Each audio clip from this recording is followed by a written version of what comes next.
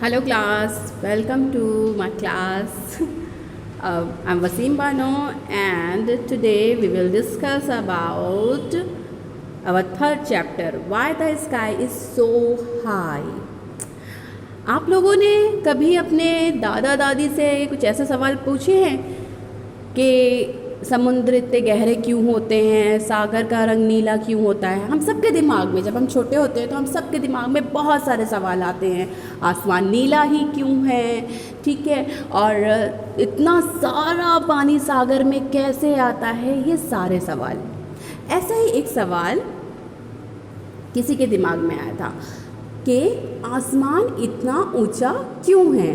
तो फिर उसको लेकर के एक कहानी बनी। तो पढ़ते हैं आज हम वो कहानी क्या है।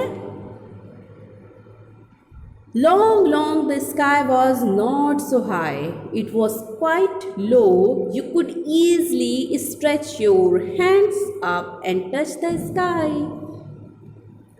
बहुत पुराने समय की बात है, बहुत बहुत पुराने समय की बात है। तब आसमान इतनी ऊंचाई पर नहीं था, वो बहुत नीचे था, धरती के बिल्कुल पास था, इतना पास कि हम उसे हाथ बढ़ा करके छू सकते थे। At that time there was a village in which there lived a bent old women. She was the oldest women in that village. This bent old woman thought of nothing more than sweeping and cleaning her hut.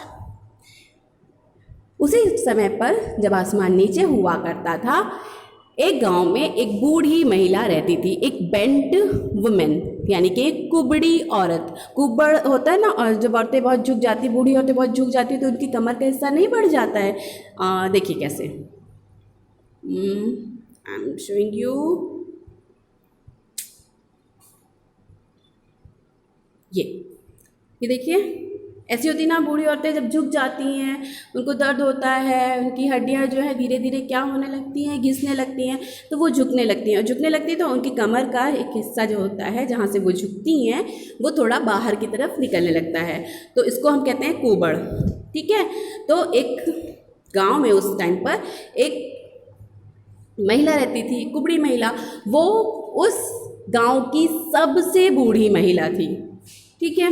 वो अब अकेले ही अपने घर में रहा करती थी और उसके दिमाग में दिन भर सिर्फ एक ही चीज़ चला करती थी, झाड़ू लगाओ, घर की सफाई करो, झाड़ू लगाओ, घर की सफाई करो, क्योंकि उसके पास कोई था ही नहीं।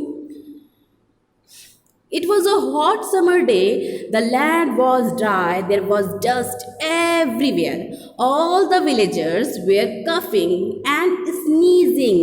The sky, being so close to the ground, was not spread. It coughed and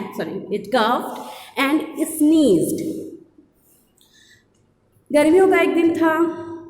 गर्मियों में हम जानते हैं सब तरफ बड़ा सूखा सूखा रहता है, कहीं कोई पानी वानी तो रहता नहीं है, ठीक है, बहुत धूल होती है। तो वहाँ उस गांव में भी बहुत गर्मी पड़ी थी और हर तरफ धूल ही धूल थी, सूखी मिट्टी थी। तो अब जब हवा चलती थी तब ये मिट्टी, ये धूल उड़ती थी, फिर लोगों को इसकी डस्ट की वजह से खांसी और छींकें आती थी। हर तरफ ऐसा ही हो रहा था। अब चूंकि आसमान नीचे था, तो जब धूल उड़ेगी तो आसमान की भी तो नाक में जा रही थी ना, आँख में जा रही थी, वो भी बेचारा खांसता छींकता किसी भी तरीके से रह रहा था। The old woman's hut too was covered with dust. In anger, she picked up the broom and swept the step outside her hut, and even the pathway. The dust rose all over and formed dark brown clouds.